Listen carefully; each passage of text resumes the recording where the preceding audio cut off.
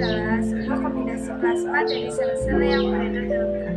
Darah berasal dari Yunani, berasal dari kata hemo atau hemato. Golongan darah adalah sistem penggolongan darah manusia berdasarkan antigen dan melekat di dalam sel darah manusia. Plasma adalah bagian yang tidak mengandung sel darah. Thalassemia merupakan kelainan darah yang diakibatkan oleh faktor genetik. Imunisasi merupakan suatu cara untuk memberikan kekebalan terhadap suatu penyakit yang jadi. Fungsi darah 1. Mengangkut oksigen dari paru-paru ke sel tubuh. 2. Mengangkut karbon dioksida dari sel-sel tubuh ke paru-paru untuk selanjutnya dikeluarkan. 3. Mengganti sel-sel rusak.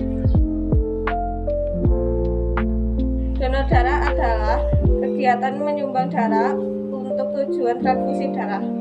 Transfusi darah adalah proses pemindahan darah dari orang yang sehat dan memenuhi syarat ke orang yang membutuhkan. 1. Donor darah sukarela. Donor darah sukarela atau DDS adalah orang yang dengan sukarela mendonorkan darahnya. Banyaknya DDS yang rutin donor darah dapat memenuhi kebutuhan darah setiap hari. Hal ini tentu sangat menguntungkan pasien yang membutuhkan darah. 2. Donor darah pengganti atau DDP. Donor darah pengganti atau DDP yaitu seseorang yang diminta untuk menyumbangkan darah kepada seseorang dan dia tahu kepada siapa darah tersebut diberikan.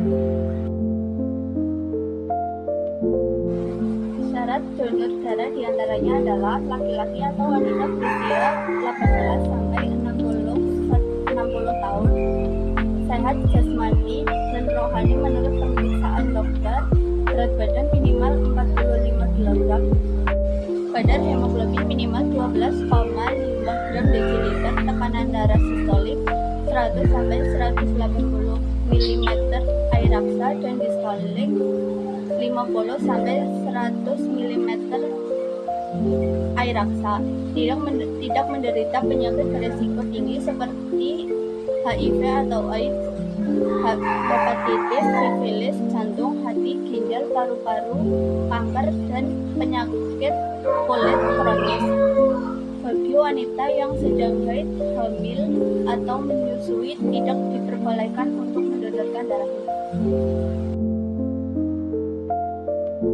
Cara menjadi pendonor. 1. Calon pendonor harus datang ke UTP atau unit transfusi darah PNI.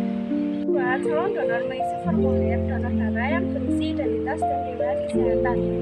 Petugas memeriksa kesehatan calon donor sesuai dengan syarat yang telah ditentukan.